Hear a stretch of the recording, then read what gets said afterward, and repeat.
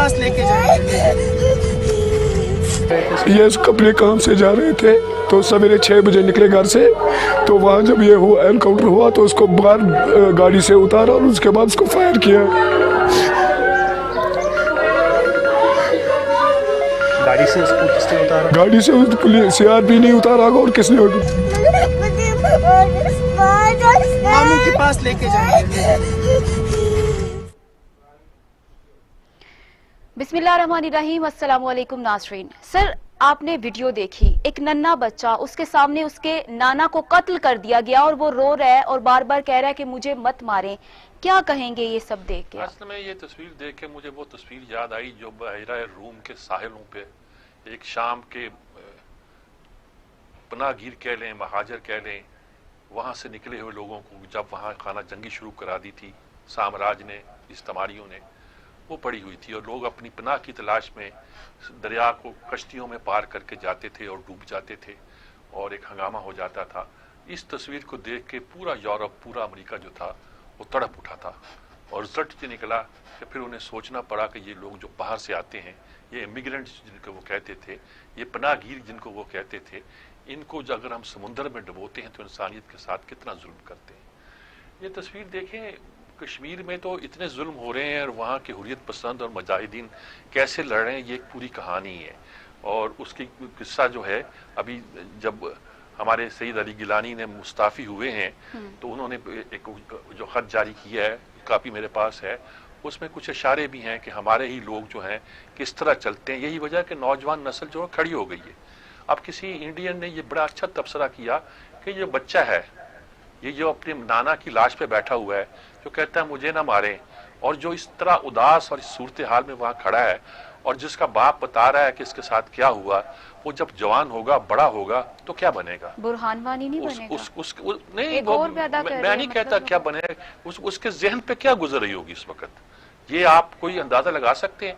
कश्मीर में हजारों लाखों लोगों पर दिन रात इसी तरह के अजाब जो है ना वो गुजर रहे हैं। वहां के रहने वाले जो है ना वो अंदाजा कर सकते हैं कि उन पर क्या मुसीबत आन पड़ी है और किस तरह वो उस वक्त गुजार रहे हैं और जिंदगियां अपनी जो है बसर कर रहे हैं। आज़ादी की जंग लड़ने वाले बुरहान वानी के बाद तो खास तौर पर वहाँ एक ऐसा नक्शा पैदा हो गया है जो बहुत ही खतरनाक है। पाकिस्तान कह तो रहा है जी हम ये कर रहे हैं, हम वो कर रहे हैं, हम यूएनओ में जा रहे हैं, हम वहाँ जा रहे हैं, लेकिन अगर पाकिस्तानी को दिलों से पूछें तो वो कहते हैं कि जो हमें करना चाहिए था वो हम नहीं कर पा रहे। इक़दामात नहीं है। वो ये नहीं कहते कि ये हुकूमत की कमजोरी है, वो ये भी नहीं कहते कि हमारी पॉलिसियों की कमजोरी है। वो ये कहते हैं कि गालबन हम शायद एक मजबूरी का सा एहसास होता है कि हम क्या करें, कैसे करें, क्यों करें और करें तो क्या करें। हमने लड़ाई लड़के देख लिया है, हमने पता नहीं कौन कौन से हथकंडे इस्तेमाल किए।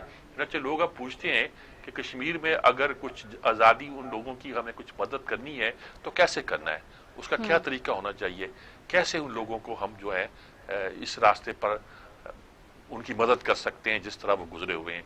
आज एक के बाद एक शहीद होता है तो वो एक तरह का कई गाजी पैदा कर जाता है जो उसके बाद खड़े होकर इनका मुकाबला करते हैं। इंडिया को इसके सिवा कुछ सूझता नहीं है कि वो सारे इल्जाम जो हम पे आयद करते हैं और कह दे कि पाकिस्तान ने ये किया। अब वो कहता है जी टेररिस्टों ने हमला किया था और क्रॉस फायरिंग में ये मारा गया। अरे वो उसका बाप कहता है कि जी तो दूध लेने या क्या लेने निकला था घर से और उन्होंने मार दिया। और ये जो सूरत हाल है यकीनी तौर पर ये आलमी ज़मीर के पर एक बोझ है। फलस्तीन का मसला भी इस वक्त खड़ा हुआ है, वहाँ भी वो जो वेस्ट बैंक है, जो फलस्तीन है, उस पर कब्जा करना चाहते हैं। यानी वो कहते हैं सिर्फ गजा की पट्टी को आप समझें कि ये जो है फलस्तीन है, बाकी सारा आप कब्जा कर लेते हैं। वो भी सूरत हाल पैदा हुई है। अमेरिका पर ट्रंप बैठा हुआ है। ऐसी सूरत में लगता है कि शायद हक की आवाज़ उठाना बहुत मुश्किल हो गया है, लेकिन बहरहाल इसको अब देखना भी पड़ेगा और करना जी। भी पड़ेगा। सर, आप क्या समझते हैं कि भारतीय जुल्म और जबरी तसल्लुत के खिलाफ जो हमारी हिकमत अमली है उसमें क्या तब्दीली आनी चाहिए, क्या लाया अमल होना चाहिए जो कि नतीजा खेज हो? ये तो एक बहुत बड़ा सवाल है। एक तो हमारे सफारत खानों के लिए सवाल है, एक तो हमारी खारजा पॉलिसी के लिए सवाल है, एक हमारी मुसल्लह अफवाज के लिए है। यानी कि लोग को कहते हैं कि जब वो आंख खोलते हैं तो उसे सोचते हैं कि हमारी निजात के लिए पाकिस्तान की फौज बाहर खड़ी होगी। ऐसा मुमकिन नहीं है। यानी ये नहीं कहता कि हम वहां क्यों नहीं जाते, हम वहां क्यों नहीं लड़ते, लेकिन ये है कि जब तक अब آزاد کشمیر پر بھی ان کی بمباری ہوتی ہے جس پہ ہمارے شہری مارے جاتے ہیں. ہم ادھر بمباری اس لیے نہیں کر سکتے کہ ادھر بھی مسلمان ہیں, وہ جو کشمیری ہیں وہ ہم ہی میں سے ہیں. ہم انہیں کیسے تنگ کریں, ہم کیسے انہیں مشکل میں ڈالیں؟ تو ایسی صورت میں ہم مدد تو یہی کر سکتے ہیں کہ اخلاقی مدد کو ہم پوری دنیا میں تیز کریں. ابھی OIC کے اجلاس میں ہم نے اسی کمیٹی جو تھی اس نے اجلاس کیا اور بات کی ہے. سیکورٹی کونسل میں اس کا تذکرہ ہوا. سیکورٹی کونسل کے پاس ضابطہ میٹنگ نہیں ہوئی کبھی یہاں ان دنوں میں, لیکن سیکورٹی کونسل کے جو ذیلی ادارے ہیں, جو دوسرے سوچنے سمجھنے والے گروپ ہوتے ہیں, اس میں اس پر ڈسکشن ہوئی ہے. اور یہ ہم سمجھتے ہیں بڑی بات ہے. میرے خیال میں عالمی ضمیر کو اب اس بارے میں سوچنا پڑے گا اور کچھ کرنا پڑے گا. سر اسی پر بات کرنے کے لیے ہمیں سینئر صحافی مرتضیٰ شبلی نے ٹیلی فون لائن پر جوائن کیا. مرتضیٰ شبلی صاحب صرف سینئر صحافی نہیں کشمیر کے بلکہ بہت دانشور بھی ہیں. میں لکھتے بھی ہیں ہمارے اخبارات میں اور عالمی اداروں کے ساتھ بھی انہوں نے کام کیا ہے, اور میں ذات طور پر بھی انہیں چونکہ جانتا ہوں اس لیے ان سے بات کرنی. سینئر السلام علیکم. وعلیکم السلام, کیسے ہیں امیر صاحب؟ ٹھیک ہے جی. یہ ابھی تصویر بھی ہم نے دکھائی ہے اور صورتحال ہی بتائی ہے.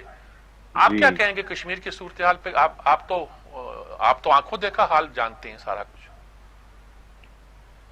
یہ سب بہت افسوسناک صورتحال پیدا ہو گئی ہے. کشمیر تو پچھلے 70 سال سے ایک ہیومن ٹریجڈی تھی, لیکن کرائسس میں تھی, لیکن اب تو یہ کرائسس کا مجموعہ بن گیا. اب یہ کرائسس ہو گیا rather than a crisis. ٹھیک ہے. اب دیکھیں پچھلے 1-2 مہینوں میں کافی زیادہ لوگ وہاں پہ جاں بحق ہوئے ہیں.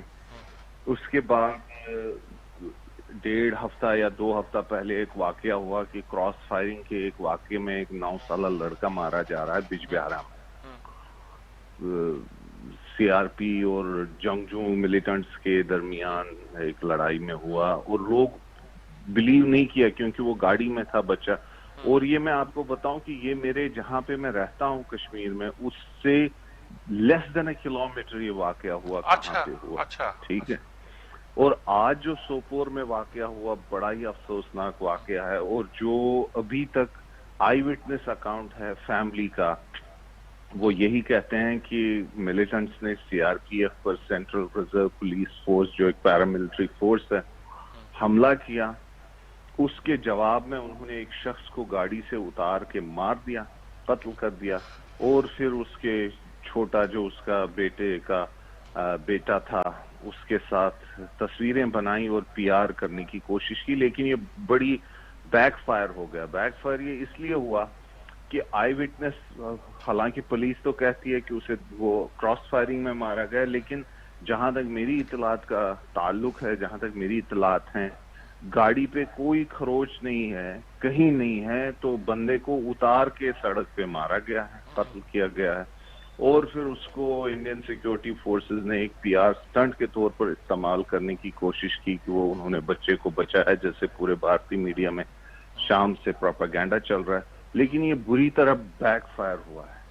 اب اس میں بنیادی یہ بات ہے کہ اسٹیٹ کس حد تک جا رہی ہے کہ براؤنی پوائنٹس استعمال کرنے کے لیے, بچوں کو استعمال کرنے کے لیے. اس کا ایک اور شرمناک پہلو یہ ہے کہ جو تصویریں آئی ہیں اس میں بچے کو دکھایا جاتا ہے, اور کئی آبزرورز نے لکھا ہے کہ اصل میں بچے کو ہیومن شیلڈ کے طور پر استعمال کیا گیا. تو اس سے آپ دیکھ سکتے ہیں کہ گریوٹی کہاں تک پہنچ گئی. اور یہ میں صبح سے بے انتہا ڈسٹرب ہو گیا ہوں اس کی وجہ سے کہ اب تو صرف لاشیں ہی نہیں گراتے, اب تو چھوٹے بچوں کے سامنے بے دردی سے لوگوں کو قتل کر کے پھر انہی کو وکٹمز بنا کے اپنے آپ کو ہیروز کے طور پر پیش کیا جا رہا ہے پروپیگنڈا ویلیو کے لیے. بالکل درست کہا آپ نے. یعنی سچی بات تو یہ ہے کہ الفاظ نہیں ہے جو اس کو بیان کر سکے. میں نے ابھی کہا تھا کہ وہ اس بچے کی تصویر جو بحیرہ روم کے ساحلوں پہ پناہ کی تلاش میں جان سے گزر گیا تھا اور جس نے عالمی ضمیر کو جگایا, مجھے وہ یاد آ گئی. جی آئلان کردی جس کا نام تھا.